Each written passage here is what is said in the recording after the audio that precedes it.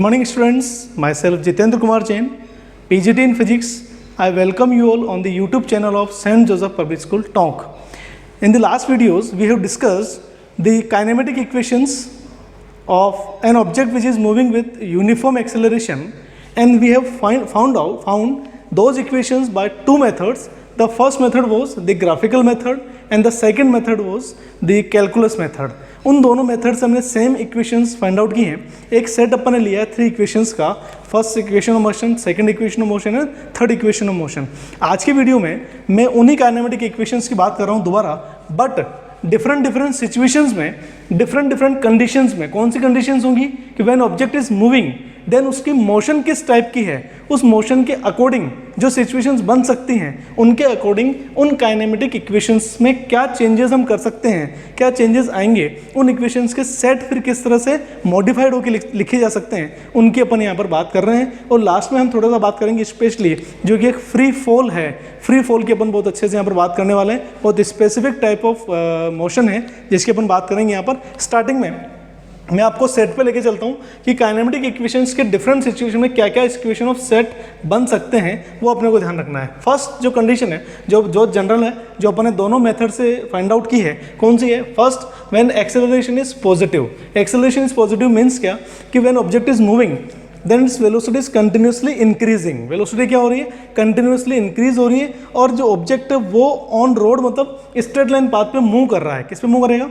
Straight line path पे move करेगा horizontal condition में. ठीक है ना, यहाँ पर ग्रेविटी का कोई रोल नहीं है, इस बात का आप ध्यान रखना इस तरह की मोशन में. तो यहाँ जब हम बात करेंगे कि when velocity is continuously increasing then definitely acceleration will be positive. Acceleration will be always positive. Then equations are the same जो थी अपन ने लिखी थी. First equation was v is equal to u plus at. Second equation x is equal to ut plus half at square and v square is equal to u square plus 2ax. इनमें सारी जो quantities हैं इनको आप बहुत अच्छे से जानते हैं.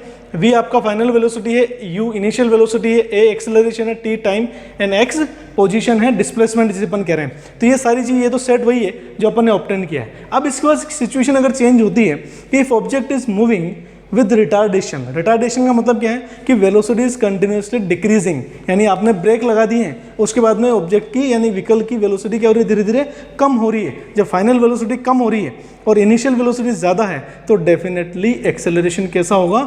नेगेटिव होगा. And that negative acceleration is called retardation. क्या बोलते हैं उसको? रिटार्डेशन के नाम से बोलेंगे. तो जब रिटार्डेशन होता है तो उस कंडीशन में इक्वेशन किस तरह से बन जाएगी? Put a is equal to minus a. यानी ये जो सेट आपने लिया है, जो बेसिक अपन ने कैलकुलेट किया था, इसके अंदर ही अपने को चेंजेस करने हैं. और जहाँ जहाँ a लिखा है उसकी जगह आपको क्या रखना है? माइनस ए पुट करना है. और जैसे माइनस ए पुट करेंगे वैसे इक्वेशन क्या बन जाएगी? फर्स्ट इक्वेशन से देखो, कंपेयर करो. v is equal to u plus a t, मैंने माइनस रख दिया तो u माइनस एटी. क्लियर? इसी तरह से x is equal to u t plus half a t square. तो इसी तरह से यहाँ x is equal to u t minus a की वजह से यहाँ माइनस आ जाएगा, minus half a t square. Similarly v square is equal to u square plus 2ax. तो यहाँ पर v square is equal to u square minus 2ax. जो a है वो नेगेटिव हो रहा है. तो ये एक सेट आपको मिल गया है जहाँ पर बीच में क्या आ रहे हैं? माइनस साइन आ रहे हैं. किस कंडीशन में? When object is velocity of the object is continuously decreasing means acceleration is negative, that is called retardation. तो retardation के केस में आपको ये इक्वेशन ऑफ सेट काम में लेना है. क्लियर? सेट ऑफ इक्वेशन काम में लेना. आगे नेक्स्ट जो इंपॉर्टेंट है, जो आपको ध्यान रखनी है, ये सबसे सेट इक्वेशन इंपॉर्टेंट. अपने कौन सा थर्ड केस अपन ले रहे हैं? Motion under the gravity. कि जब ऑब्जेक्ट की मोशन अंडर द ग्रेविटी हो, और अंडर द ग्रेविटी में दो तरह की मोशन हो सकती है कि when object is falling downwards, यानी नीचे की तरफ आ रहा हो, यानी towards the centre of the earth आ रहा हो, अलोंग द ग्रेविटेशनल फोर्स आ रहा हो. और सेकंड केस क्या है कि when object is moving upward, यानी हम नीचे से उसको ऊपर की तरफ इसको थ्रो करते हैं, तो उस कंडीशन में वो अगेंस्ट द ग्रेविटी मूव करता है, against the gravitational force move करता है, ऊपर की डायरेक्शन मूव करता है, अपवर्ड डायरेक्शन में. तो दोनों केसेस में क्या चेंज होंगे वो अपने को ध्यान रखना है. सबसे पहली चीज़ तो ये कि जो एक्सेलरेशन है ग्रेविटी के केस में, तो ग्रेविटी के केस में एक्सेलरेशन a ना होकर के वो क्या बन जाएगा? g बन जाएगा, जो आपने 9th क्लास में पढ़ रखा है. तो वो क्या बन जाएगा? सेट आपका a की जगह आपको सबसे पहली चीज़ तो g पुट करना है. And this g is equal to what? 9.8 metre पर सेकंड स्क्वायर. इसकी वैल्यू कांस्टेंट होती है ग्रेविटेशन के अंदर. ग्रेविटी में एक्सेलरेशन की वैल्यू क्या है? कांस्टेंट. और वैसे भी हम यूनिफॉर्म एक्सेलरेशन की बात कर रहे हैं तो यहाँ पर ये कांस्टेंट रहेगा. वैल्यू कितनी है? 9.8 मीटर पर सेकंड स्क्वायर नॉन है.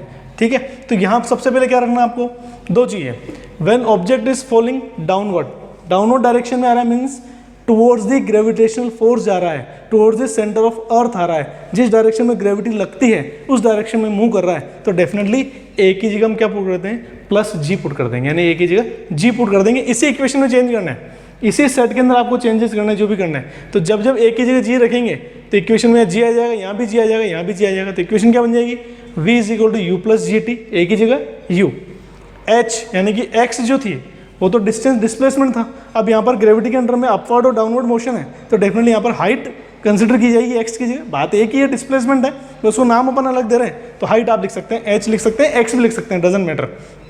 तो h is equal to u t plus half g t square, a की जगह क्या आ गया, जी आ गया। इसी तरह से v square is equal to u square plus 2gh, यानी ए की जगह जी और x की जगह h आपको पुट करना है, क्लियर। जहाँ पर g की वैल्यू आपको नॉन है, कितनी है, 9.8 मीटर पर सेकेंड स्क्वायर, यहाँ प्लस रहेगा इक्वेशन में कब, when object is falling downward यानी towards the centre of earth along the direction of gravitational force.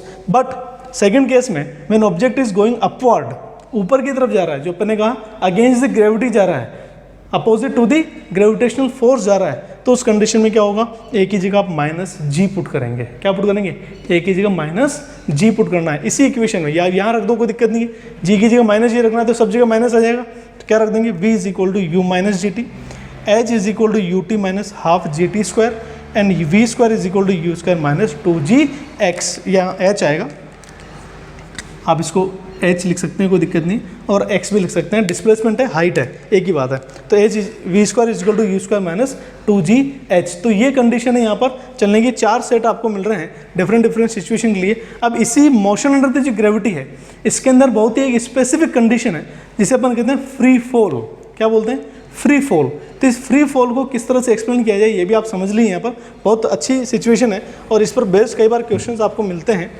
तो वो क्या होगी वो अपन देख लें। ग्रेविटी में ही अपन बात कर रहे हैं, और ग्रेविटी में किसकी बात कर रहे हैं, फ्री फॉल की अपन बात कर रहे हैं। इसमें आप चाहें तो ग्राफ भी ड्रॉ कर सकते हैं, वो ग्राफ अपन ड्रॉ करेंगे अभी। किसकी बात कर रहा हूँ मैं, सी कंडीशन ले लेते हैं ग्रेविटी के under the, when object is freely falling, क्या बोल रहे हैं इसको अपन, ऑब्जेक्ट इज फ्रीली फॉलिंग। और ऑब्जेक्ट को फ्री फॉल करने का मतलब क्या, फिर हमने यहाँ पढ़ा कि ऑब्जेक्ट इज फॉलिंग डाउनवर्ड, तो डाउनवर्ड करने का तरीके दो तरीके हैं डाउनवर्ड मोशन के, या तो आप उस ऑब्जेक्ट के ऊपर कोई फोर्स अप्लाई करके उसको फेंक रहे हो, नीचे थ्रो कर रहे हैं, और सेकंड कंडीशन में ये कि आपने उसको बिल्कुल फ्रीली छोड़ दिया है, यानी आपने इसको होल्ड किया और उसको जस्ट रिलीज कर दिया, यानी you are not applying any initial force on the object when it is moving downward. और सेकंड केस में क्या बोला था कि आप उसको अगर किसी फोर्स लगा के फेंक रहे हैं तब भी वो आएगा तो नीचे ही, मोशन तो अंडर द ग्रेविटी ही होनी है, बट दोनों केसेस में डिफरेंस है। जब ऊपर फोर्स लगा के फेंक रहे हैं it means you are giving some initial velocity to the object, तब तो ये वाला केस काम आएगा, क्लियर। बट अगर हम किसी ऑब्जेक्ट को फ्रीली फॉल कर रहे हैं, फ्रीली फॉल करने का मतलब आपने इसको पकड़ा और जस्ट नीचे से छोड़ दिया, इसका मतलब हमने कोई फोर्स यहाँ पर अप्लाई नहीं किया, it means we are not giving any initial velocity to the object. It means free fall का मीनिंग क्या, फ्री फॉल का मीनिंग सिर्फ इतना है कि initially we are not applying any force on the object, we are not giving initial velocity to the object. और जब initial velocity नहीं दे रहे हैं, इनिशियल वेलोसिटी 0 है, तो डेफिनेटली ये जो सेट आपको मिल रहा है इस सेट के अंदर क्या होगा, इस सेट के अंदर u जहाँ पर भी है, इनिशियल वेलोसिटी जहाँ पर वो क्या हो जाएगा, 0 हो जाना है। और जैसे 0 हो गया तो बचा हुआ आपका क्या बन जाएगा, इक्वेशन का एक सेट बन जाएगा। तो अपन क्या लिख रहे हैं इसके अंदर, when object is freely falling means initial velocity u is 0। इसका मतलब सिर्फ इतना ही है, फ्री फॉल का मतलब सिर्फ इतना है कि इनिशियल वेलोसिटी विल बी 0, और जब u 0 होगी तो डेफिनेटली इक्वेशंस कैसी बनेंगी, इन्हीं इक्वेशंस को कॉपी कर रहा हूँ मैं u 0 के साथ, v is equal to g t, ये 0 हो गया। इसी तरह से h is equal to half of g t square, यानी ये 0 हो गया।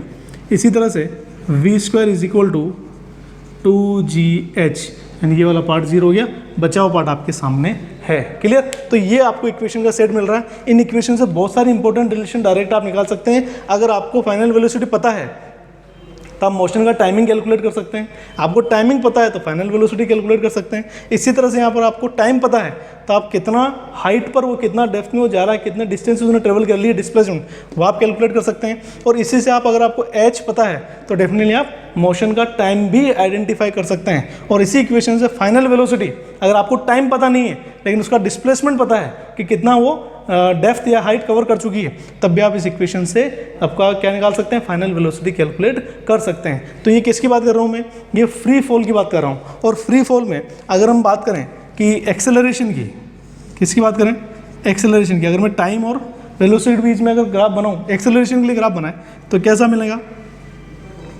ये मिलेगा आपको एक्सेलरेशन कांस्टेंट। कैसा मिलना है, constant, and that is equal to g, that is 9.8 metre पर सेकंड स्क्वायर। इसी तरह से अगर वेलोसिटी की बात करते हैं, वेलोसिटी की अगर मैं बात करता हूँ तो वेलोसिटी में क्या होगा, वेलोसिटी हम डाउनवर्ड डायरेक्शन में आ रहे हैं, ध्यान रखिएगा। तो जो वेलोसिटी होगी वो कंटिन्यूसली क्या होगी, डिक्रीज होती है। वेलोसिटी क्या होगी, कंटिन्यूसली यूनिफॉर्मली डिक्रीज होती है। तो एक्सेलरेशन विल बी कांस्टेंट। इस तरह से कम तो हो रही है वेलोसिटी, लेकिन कैसी हो रही है वो, नेगेटिवली डायरेक्शन में। और इसी तरह से अगर मैं किसके लिए ग्राफ बनाऊँ, एक अगर मैं पोजीशन के लिए ग्राफ बनाऊँ कि पोजीशन इसकी किस तरह से चेंज होती है, तो पोजीशन में देखिए आप, पोजीशन में आप इस तरह से ग्राफ ड्रॉ कर सकते हैं इसके लिए टाइम के साथ, और ये आपका एक्स पोजीशन के साथ। तो ये इस तरह से डिक्रीज होगा, ये पोजीशन यूँ आएगी धीरे धीरे। तो ये तो आपका बिल्कुल पैरेलल लाइन, एक्सेलरेशन में कोई चेंज नहीं है, वेलोसिटी में इस तरह से यूनिफॉर्म डिक्रीमेंट होगा, बट पोजीशन आपकी इस तरह से डिक्रीज होगी, जिसे आप हाइपरबोलिक फॉर्म में कह सकते हैं, ठीक है ना। तो ये पैराबोलिक फॉर्म में कह सकते हैं। तो ये आपका फ्री फॉल था। और फ्री फॉल में एक इंपॉर्टेंट चीज़ आपको ध्यान रखनी है, क्या बोलेंगे वहाँ पर, ऑब्जेक्ट की इनिशियल वेलोसिटी क्या होगी, 0 होगी।